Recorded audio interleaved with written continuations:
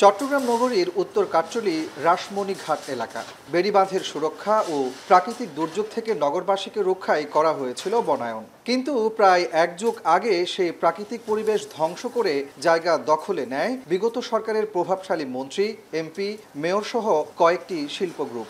বেদখল হওয়া জায়গার পরিমাণ প্রায় ১১৭ একর, যার আনুমানিক বাজার মূল্য ১১৭ কোটি টাকা।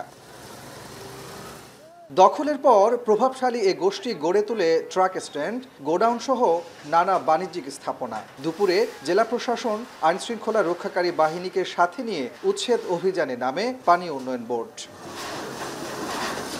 গুড়িয়ে দেওয়া হয় অবৈধ সব স্থাপনা, বিচ্ছিন্ন করা হয় বিদ্যুৎ ও পানির সংযোগ।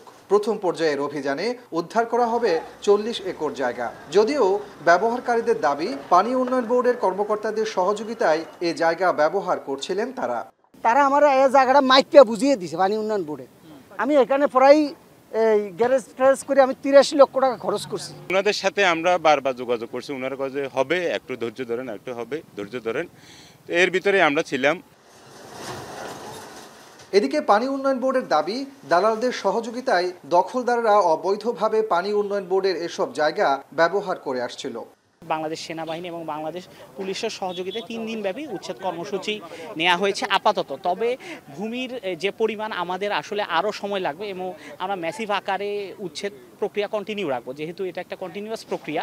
আসলে ১-২ দিনেই এটা সমাপ্ত হয় না এবং রেগুলার যদি না করা হয় তাহলে আবার দেখা যায় যে আবার ফিরে আসার সম্ভাবনা থাকে অবৈধ দখলকারীদের। তবে উদ্ধারের পর এসব জায়গা সঠিকভাবে ব্যবহার না করলে ফের অবৈধ দখলে চলে যেতে পারে বলে আশঙ্কা স্থানীয়দের। কাজী মাহফুজ, এখন চট্টগ্রাম।